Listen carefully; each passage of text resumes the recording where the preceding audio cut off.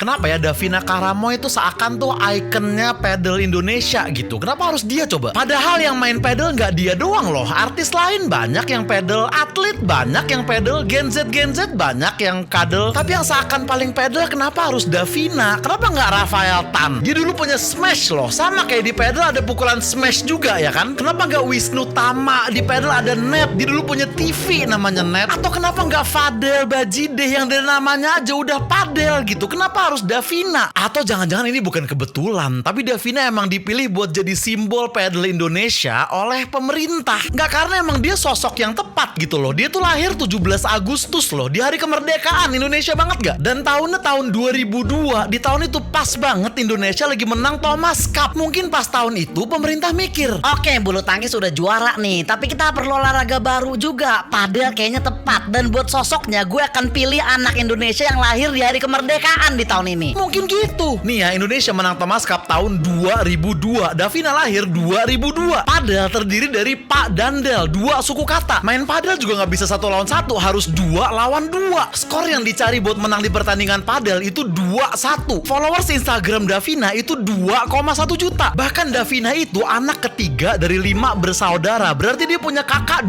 2, punya adik 2. Dan pemerintahan kita sekarang yang menang itu capres nomor 2. Ini nggak mungkin kebetulan. Terlalu banyak 2 di sini. Kayak udah direncanain kan? Dan gini ya, Davina Karamo itu kan aktris kan, filmnya banyak dia. Tapi salah satu film yang paling bikin dia viral itu Ipar Adalah Maut, bener nggak? Itu juga bukan kebetulan, itu udah rencana pemerintah buat kayak gitu. Karena Ipar Adalah Maut itu kalau hurufnya kita acak-acak itu bisa jadi padel mah RI tahu, pedal mah RI tahu, pedal mah RI tahu, pedal tuh dari RI Republik Indonesia gitu. Davina emang ditugaskan oleh pemerintah untuk bikin kalau orang luar negeri denger pedal tuh mereka mikirnya, oh iya pedal ya di Indonesia ngetren tuh gitu. Makanya dia yang kelihatan paling pedal, dan makanya semua orang pengen main pedal bareng Davina. Karena katanya kalau main pedal bareng Davina tuh ibaratnya kayak udah namatin pedal gitu loh. Main pedal bareng Davina Karamo itu setara kayak main suling bareng Amin Rais.